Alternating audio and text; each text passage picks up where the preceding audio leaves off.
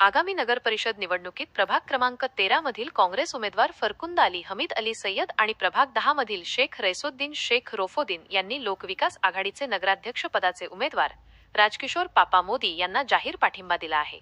या निर्णयामुळे लोकविकास आघाडीला मोठी बळकटी मिळाली आहे। मोदींच्या विकासाभिमुख विचारसरणी आणि सक्षम नेतृत्वावर विश्वास ठेवून शहराच्या प्रगतीसाठी हा निर्णय घेतल्याचे दोन्ही उमेदवारांनी स्पष्ट केले। पापा मोदी यांनी या पाठिंब्याचं स्वागत केले।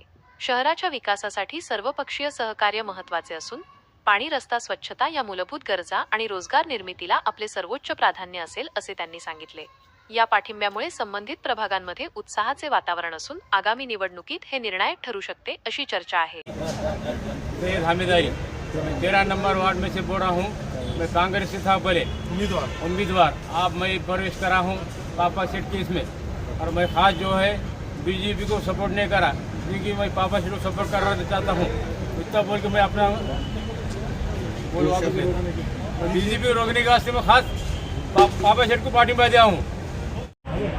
मी शेख अकबर बाबर काँग्रेसचा पदाधिकारी होतो, शहर सचिव, पण मला काही कारणामुळे डावलण्यात आलं आणि उमेदवारी देतो म्हणून ही केलं। नंतर उमेदवारी तर दिली नाही, पण नंतर दुसऱ्या कार्यकर्त्याला उभा केल्यास त्यांनासुद्धा ते डावळायचा प्रयत्न करायला होते।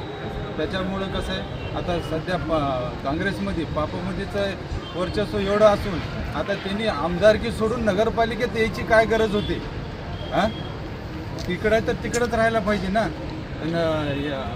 नगरपालिकेत इकडं डिस्टर्ब करायला नाही पाहिजे होतं त्यांनी, पण इकडं मुसलमान वोटिंग पूर्ण फोडायचा प्रयत्न करायला, दलिताचं वोटिंग पूर्ण फोडायचा प्रयत्न करायला।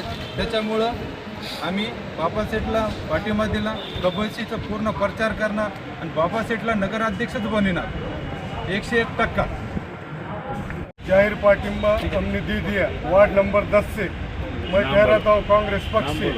शेख रईसुद्दीन शेख रऊफुद्दीन मंगलवार पेट से कांग्रेस पार्टी से लड़ रहे थे, लेकिन अभी हमको बीजेपी की हराना है, इसलिए हम खास पापा सेठ को सपोर्ट कर रहे हैं। क्यों कि हम सब मुस्लिम मतदान पे लोग छोड़ रहे हैं।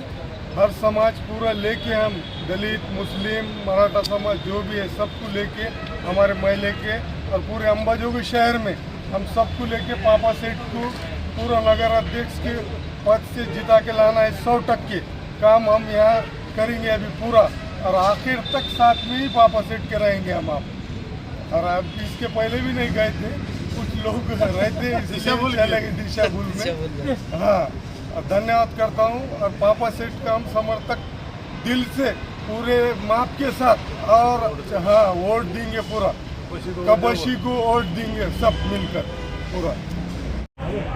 मी शेख अकबर बाबर काँग्रेसचा पदाधिकारी होतो, शहर सचिव, पण मला काही कारणामुळे डावलण्यात आलं आणि उमेदवारी देतो म्हणून ही केलं। नंतर उमेदवारी तर दिली नाही, पण नंतर दुसऱ्या कार्यकर्त्याला उभा केल्यास त्यांनासुद्धा ते डावळायचा प्रयत्न करायला होते।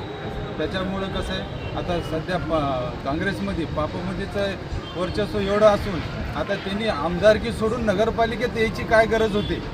हां, तिकडं तर तिकडंच राहायला पाहिजे ना। नगरपालिकेत इकडं डिस्टर्ब करायला नाही पाहिजे होतं त्यांनी, पण इकडं मुसलमान वोटिंग पूर्ण फोडायचा प्रयत्न करायला, दलिताचं वोटिंग पूर्ण फोडायचा प्रयत्न करायला। त्याच्यामुळं आम्ही बाबासेठला पाठिंबा दिला, कबळशीचा पूर्ण प्रचार करणार आणि बाबासेठला नगराध्यक्षच बनवणार 101%।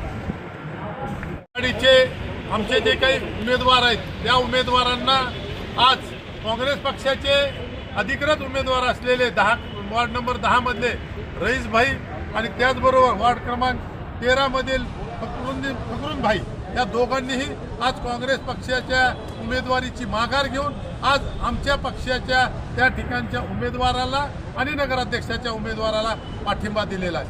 आज आपण पाहतोय की भाजपच्या उमेदवाराच्या दबावामुळे अनेक लोक या ठिकाणी दबलेले आहेत। त्यांना या ठिकाणी आज आपण पाहिलं, आज 2 उमेदवारांनी आम्हाला पाठिंबा दिला आहे। येत्या काही वेळात आणखीन 5-6 उमेदवार आम्हाला पाठिंबा देणार आहेत। या मुस्लिम समाजातील विशेषतः लोकांनी आता निर्णय घेतलेला आहे की जर मुस्लिम मतांची जर विभागणी झाली तर भाजप निवडून येईल, आणि भाजपला रोखण्यासाठी या बीजेपीच्या लोकांना रोखण्यासाठी सर्व मुस्लिम बांधवांनी एकमुठीने महाविकास आघाडीच्या गपशी चिन्हावर मतदान करण्याचं ठरवलेलं आहे। मी या ठिकाणी सर्व या दोन्ही मुस्लिम उमेदवाराचं, त्यांच्या कार्यकर्त्याचं आणि तमाम मुस्लिम बांधवांचं आभार मानतो की त्यांनी आज आम्हाला पाठिंबा दिला, आम्हाला या ठिकाणी ते मदत करतायत, त्याबद्दल त्यांचे आभार मानतो।